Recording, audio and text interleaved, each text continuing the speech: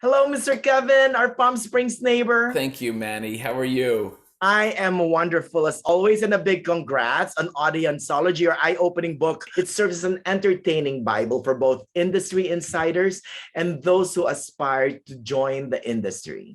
I'm getting a lot of great feedback of people that have nothing to do with the industry but love movies that are sort of saying, wow, I never knew this process existed. And the stories are fun. They're really entertaining. And It, that warms my heart because that's what we set out to do, is to make a book that was not just to inside baseball, but rather appeal to many more folks. exactly. Now, you're considered the doctor of Audience-ology. So first things first, explain to our viewers what Audience-ology is. Well, audienceology was a term that was given to me by Patrick Goldstein in an article that he wrote for the Los Angeles Times maybe a dozen years ago. He put me on the cover of the calendar and said, kind of the best kept secret in Hollywood, you don't know. And he called me like the doctor of audienceology. It was a phrase he used, and it stuck in like my bios and things. So people would start calling me that. And then when Simon and Schuster was discussing the marketing of my book was originally called, and you'll appreciate this, Don't Kill the Messenger. Yeah. And for obvious reasons, I have to be the one that comes out and gives the news and so forth, like a doctor. They opted to, they suggested, why don't we turn this book into audienceology as opposed to that title? And as any good research guy, I tested both titles. And the one that Don't Kill the Messenger actually tested a little bit better within our industry. And the Audienceology title tested in the real world better and more broadly. And so that's the one we went with. But I really like it now because it sums up what the book is really about, which are the people listening, the people watching, the people who are out there in the dark, as Norma Desmond would say, who give their opinions and have given their opinions for years and years. And those opinions are not just tossed aside. They are very heavily weighted and help create the changes that we often see in the movies. You're not even aware that the changes have taken place. But those opinions mean so very much. A test screening, which is what we're doing, essentially brings together, say, 300 or 400 people, at least it did pre-pandemic, where we would bring people into a movie theater and we would test an unreleased movie. And that would be a movie that just shot, say, 10, 12 weeks ago. Then we test it for an audience, and then changes are made based on how it's landing with that audience. So the audience would fill out questionnaires.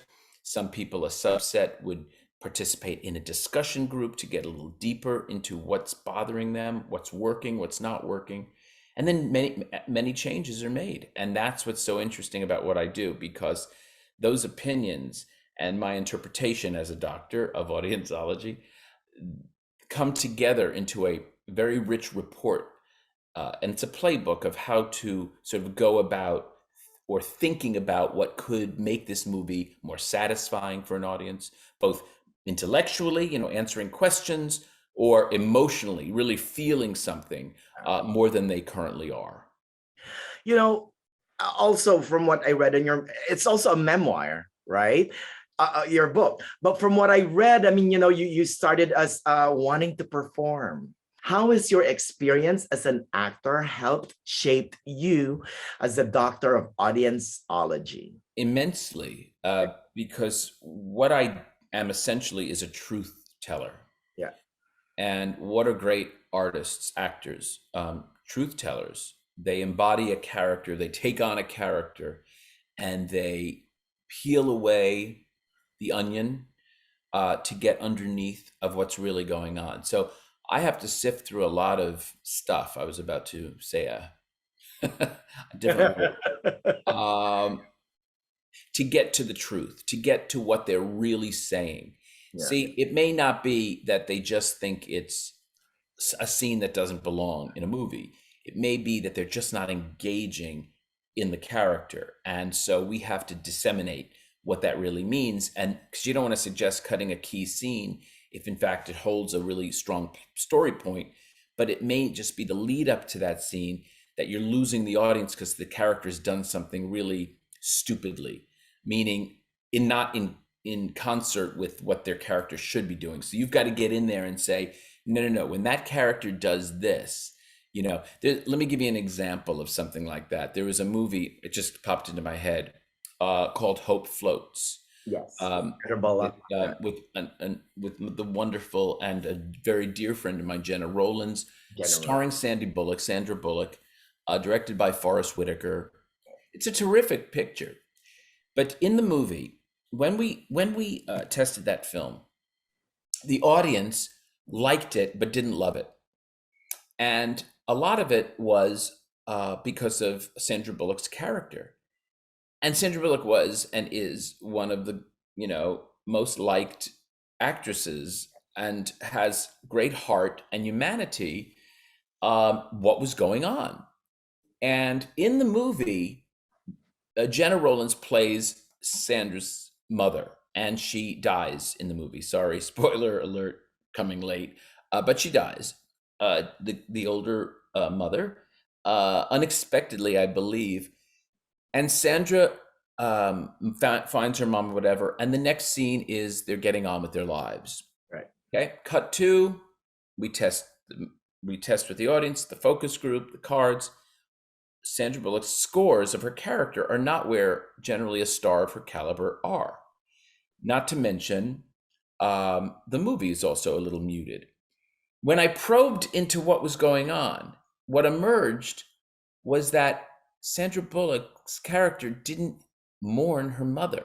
So it made her kind of come off too callous or too tough.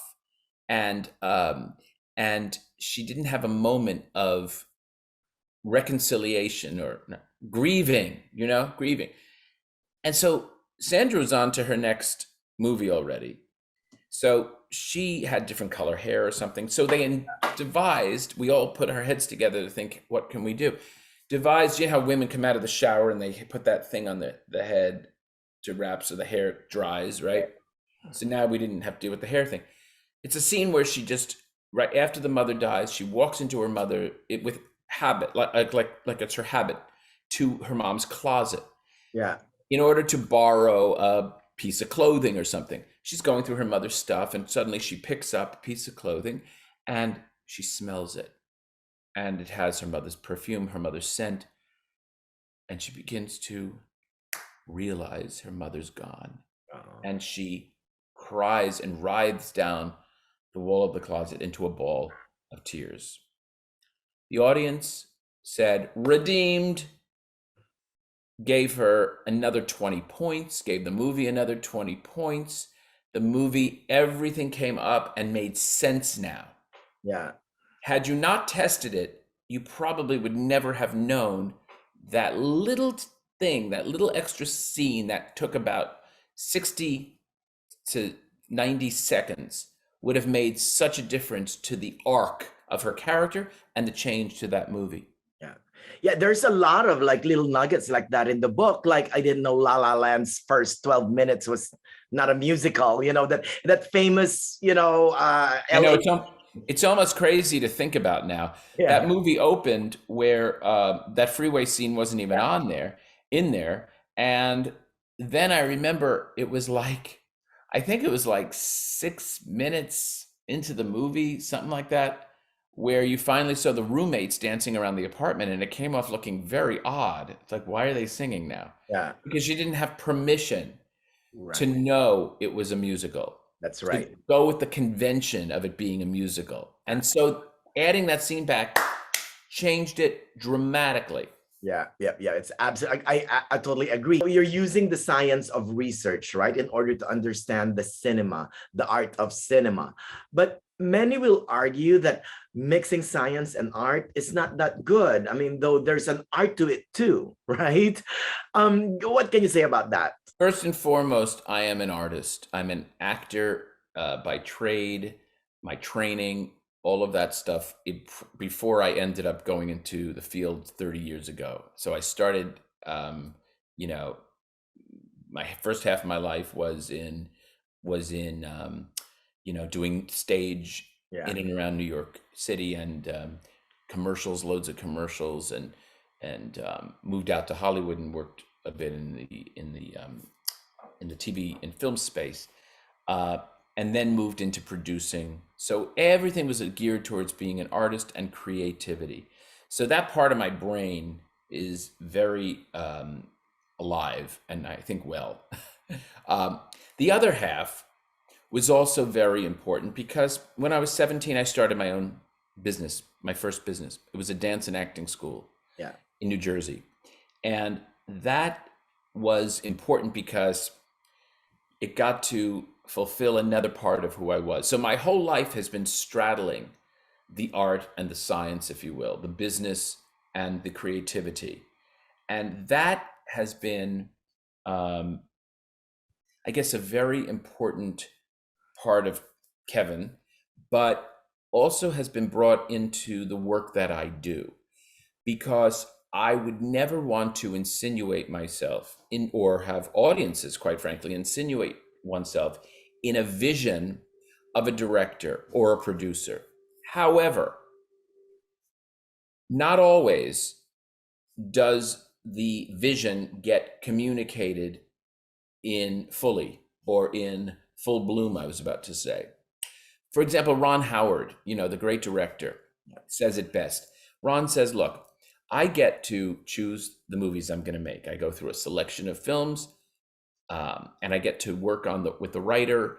Then I get to cast the movie and put in people in the key positions like cinematographer and production design that I want to be in them. Then I shoot the movie. I get to shoot it the way I want to shoot it. Then I get to edit my cut with the editor for 10 weeks, or, something like that. And then one day I have to show it to the world. Yeah. And that's where the rubber hits the road. Because what I set out to communicate may not be what I actually communicated to the audience. Does that make sense? Yeah. And so I then have to listen, Okay. because it's not an art form like a painting. It's not an art form like a novel. Yeah. It's an art form that is created by multiple artists and with the intention of being seen by an audience. Yeah. And there is a commerce connection to that. I mean, people don't make movies just to make great art. Typically, if somebody does raise their own money, Yeah. does shoot their own movie, edit their own movie, star in their own movie, etc., go with God. You want to do that? Maybe people will see it. Probably they won't, because most likely there's going to be something very indulgent, self-indulgent about it. But if a studio is paying $100 million for a movie, they want to get their money back. They want to make money. So they're very keen to see and explore and rinse out every ounce of satisfaction they can get, because those are eyeballs that will potentially see their movie. Does that make sense? Yes. Very important to distinguish that, because they're not trying to any damage or hurt the creative process. They're just trying to, and this is what I say, this is the line that will, I think, amplify what you're saying. The screening process helps illuminate and amplify the vision. It doesn't squelch it in any way. It doesn't inhibit it in any way. It enhances it. It brings it to the fore. COVID has affected the entire movie-going experience, right? I mean, it seems that movies like Spider-Man or Scream are the only ones making big bucks at the box office. So where do you see where we're heading in our movie-going experience? It has accelerated the inevitable. It has accelerated the inevitable. That is to say, right before COVID, I did a very big presentation with a lot of data analysis of why moviegoing was going to be dropping. And it has mostly to do with Gen Zs, 24 and unders, and half millennials, Yeah. who just don't care about going to a theater to consume a movie the same way you and I do. Yeah. And that is because the other choices are more interesting: gaming, Yeah. um, home consumption, whatever it is. Now, I want to say this: content not going anywhere. People love movies and they love television. They just don't need to see them in a movie theater. So then what happens is the movie theater experience now takes on a different benchmark, a Yeah. different ticket to entry. And that ticket to entry is mostly surrounded by an elevated fun, an elevated experience.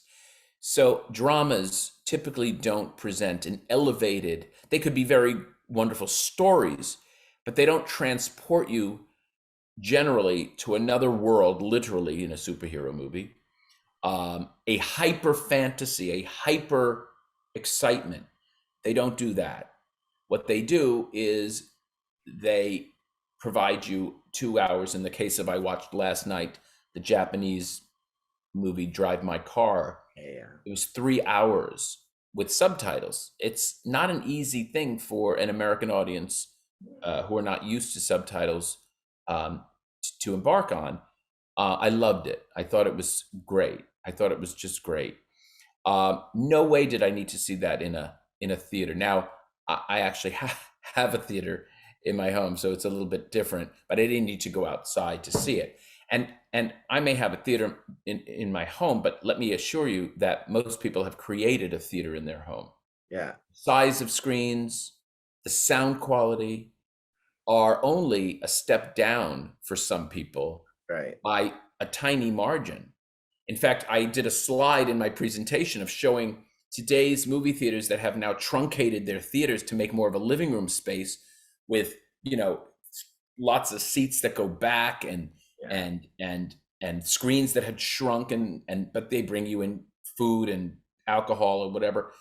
And then look at the living room today that can transport it, or transform itself into like a huge 100-inch screen if you go to the Consumer Electronics Show, you look at what the future is going to hold. There'll be a day very soon where you will order the marble floors and the granite countertops and the full wall screen in the master bedroom, the den, and the kids' room, Yeah. and the in wall sound system.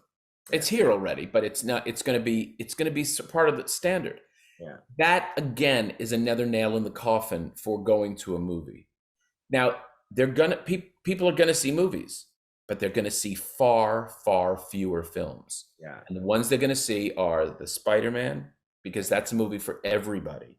Yeah. Scream, that's a movie for somebody, Yeah. but a movie for nobody, and that means demographically, Yeah. enough eyeballs, is not going to be seen in a movie theater. It'll be seen at home, Netflix, Amazon, Hulu, Apple, HBO Max, Paramount Plus. Yeah. All of those will have the ability to target you, Yeah. so that you have a home for all of these wonderful films. There's so many wonderful films, and God knows TV shows.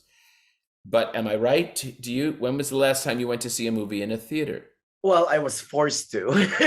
The studios would want us to watch a movie in the theater for reviews or for consideration. So yeah, I mean, I think the last movie I saw was I want to say Belfast. Yeah, Yes. I think And Belfast. Belfast is a beautiful film that I saw. Well, I saw it in my home, and I thought it was wonderful. Yeah. I don't think I lost anything. Now, I can tell you, when I have seen movies, like, I do think there are some musicals and things Right. that lose their kind of Like West Side Story. yeah, I have a feeling I loved West Side Story. I have a feeling I would have loved it even more had I seen it on a great big screen, Exactly. only because I might have been able to see the whole pic. Right. A great director. Well, let me say a great director, a very, very commercial director right now I don't know how, arguably how great he is, but he's one of the most popular right now, said, my favorite movie is, he said this in an interview, my favorite movie is Jaws. Yeah. I've never seen Jaws on a big screen. Wow. So then I ask you, Manny, or your audience, how many of your audience who are going to say, oh, Casablanca, or oh, Citizen Kane, or Yeah. oh, Schindler's List? How many of those have actually been seen in a movie theater? Sure. Right. Right. Anything pre 1970, quite likely they never have, Yeah. unless they saw a remaster, recolored or something. Yeah. You know, it's just not. So most likely, any movie you see is, even in the second life of the movie, is going to have more eyeballs seeing it in a format like this. Yeah. So a good movie is a good movie. So during the pandemic, we couldn't go out in the theater and test. So we invented a virtual screening platform called VirtuWorks, which gave filmmakers the ability to be in this kind of environment, but with 150 to 250, 300 people. And you can watch people watching your movie live. Wow. And so you toggle and you see groups of people, and it's so interesting to, maybe you don't hear the reaction, but you see things you don't see in a normal movie theater. So what you replace for one, you get the other. But what I find so interesting, and I can now speak to it because we've done hundreds of these during the pandemic, people have this, whether it's a small screen, a large screen, you can tell if it's too slow. Yeah. You can tell if you're not satisfied intellectually by the ending. You can tell if you're not satisfied emotionally by the ending. You can tell if you're not investing in these characters. You can tell if something's confusing. Yeah. You don't need to go to a big screen. So in fact, when the world writes itself, I'm going to suggest that filmmakers, like, start with a smaller process, perhaps in a very intimate setting, hone the movie, and then bring it out. If it is going to ever go to a movie theater, then test it there. Does that make sense? Yes, yes. You know, by the way, I'm curious, are Netflix movies or any streaming movies, Amazon, Hulu, are they tested? Absolutely. Oh, They they are. are. Okay. Yes. Wow. And fortunately, we do a lot of them. Yeah. And we do a lot of them. My company is called Screen Engine ASI, and we test probably, I don't know, 60 to 70% of every movie that leaves Hollywood. Now, not every movie tests for whatever reason, economics or, but if there's going to be some kind of campaign around it, some kind of word of mouth campaign, some kind of advertising spent, or the movie was made for a certain amount of money, so the stakes are higher. Typically, those will test. And then there are the handful, and I mean a handful of filmmakers that have never tested their movies. Right. Now, for a bit of levity, what is your favorite movie of 2021 that you didn't test? No, I'm going to say my favorite 3 movies, if I may, for different movies. Is that okay? I'm going to say Tick, Tick, Boom. Oh, I love it. Yeah. I'm going to say The Power of the Dog. Yes. And I'm going to say maybe Coda. Coda is good too. Very good. Maybe Coda. Things I liked, so many other things I liked as well. But I have, I've got, if I had to choose 10 nominees right now, I loved a movie that was skewered. Yeah. Which was Dear Evan Hansen. Yes. Really? You enjoyed it? I loved it. Yeah, I loved it. I think it got a bum rap. Yeah. I thought it was just so terrific. And I am a member of the Motion Picture Academy of Arts and Sciences. I'm not allowed to say what I'm voting for. But you have some idea where I'm heading. I think it was bum rap because of the main age. Yes, the age. Manny, you know how many late 20s, 30s people have played high school students in the history of film? Yeah. That's so stupid. The movie, and Amy Adams is so good in it. Well, Ben Platt's wonderful. Amy Adams, so good in it. Julianne Moore, so good in it. The guy that played the husband, I forgot, of Amy Adams, terrific. The young gal, terrific. Catherine.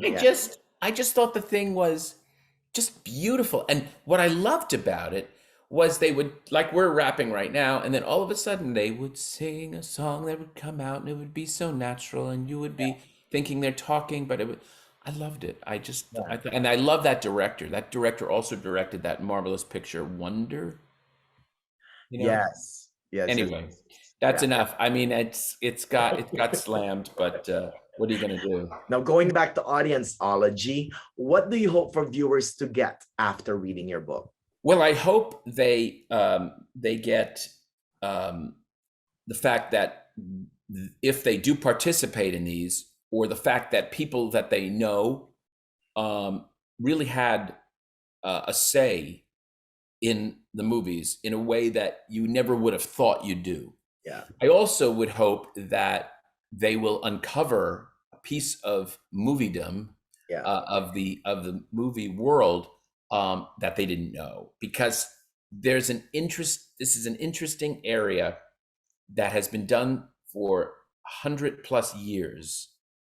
Well, maybe 100 years, with the greats, starting with Charlie Chaplin and Buster Keaton, Yeah. Harold Lloyd, all of those folks taking their comedic sequences up to Hollywood Boulevard Yeah. and just sort of listening to the audience. They would piggyback onto the features that were shown. They would ask the theater managers, "Hey, can you hold the audience here? Mr. Chaplin would like to listen to," and they would show them, and he'd stand in the back and he'd just sort of listen and observe and make changes based on that. Yeah. And then in the 30s and 40s in Hollywood, when the golden age sort of really began, they added sort of questionnaires to the equation and made more of a little bit of science. And then in the late 70s, when the tentpole movie was born, Star Wars, Jaws, the stakes got a lot higher. And so research became much more scientific, and normative data and statistics came into the equation. But I would never say that statistics or science outweighs the art form. And I need people, and I think they will get that if they read the book, that that's not anyone's intention. So the naysayers, people saying, "Oh, how could they get into, whatever." Somebody said that last night. I saw 60 Minutes, and there was a guy on the country artist, Yeah.